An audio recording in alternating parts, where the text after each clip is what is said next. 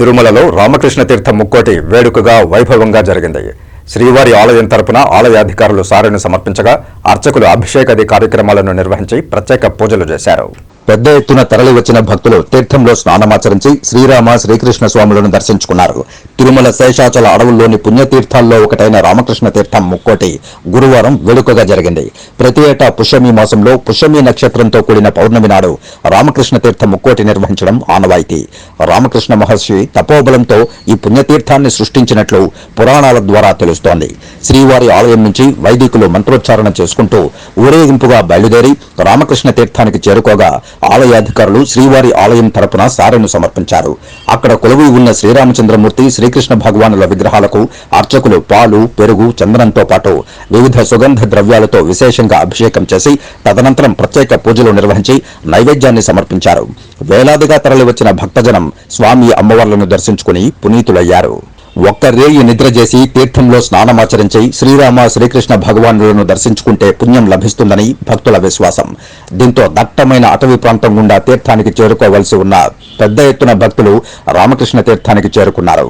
తిరుమల నుంచి రామకృష్ణ తీర్థానికి చేరుకోవడానికి పాప వినాశనం తీర్థం మార్గం గుండా దాదాపు 9 కిలోమీటర్ల మేర ప్రయాణం చేయాల్సి ఉండగా ఇందులో 7 కిలోమీటర్లు రోడ్డు మార్గం గుండా మరో 2 కిలోమీటర్ల మేర దట్టమైన అటవీ ప్రాంతం గుండా నడక చేసి వెళ్లాలి. భక్తుల రద్దీని ముందుగానే అంచనా వేసిన టీటీడీ ఈ ఏడాది అందుకనుగుణంగా ఏర్పాట్లు చేసింది. తిరుమల నుంచి పాప వినాశనానికి ప్రత్యేకంగా బస్సులను ఏర్పాటు చేయడంతో పాటు దట్టమైన అటవీ ప్రాంతంలో భక్తులు కొండలను ఎక్కేందుకు పలు చోట్ల రోప్లు, నిచ్చెనలను ఏర్పాటు చేశారు. దారి పొడవునా కుళాయిలు, విద్యుత్ బల్బులను ఏర్పాటు చేశారు. టీటీడీ చేసిన ఏర్పాట్లతో భారీగా భక్తులు తరలివచ్చినా ఎటువంటి ఘటనలు చోటు చేసుకోకుండా భక్తులంతా క్షేమంగా తీర్థానికి చేరుకున్నారు. రామకృష్ణ తీర్థానికి వెళ్లే భక్తులకు పాప వినాశనం డ్యాం వద్ద టీటీడీ అన్నదాన విభాగం ఆధ్వర్యంలో పొంగలి, ఉప్మా, సాంబారన్నం, పెరుగన్నం, పులిహోర పొట్లాలతో పాటు త్రాగునీరు పంపిణీ చేశారు. తీర్థానికి వెళ్లే మార్గంలో టీటీడీ వైద్య విభాగం ఆధ్వర్యంలో వైద్య శిబిరం ఏర్పాటు చేసి భక్తులకు మందులు పంపిణీ చేశారు.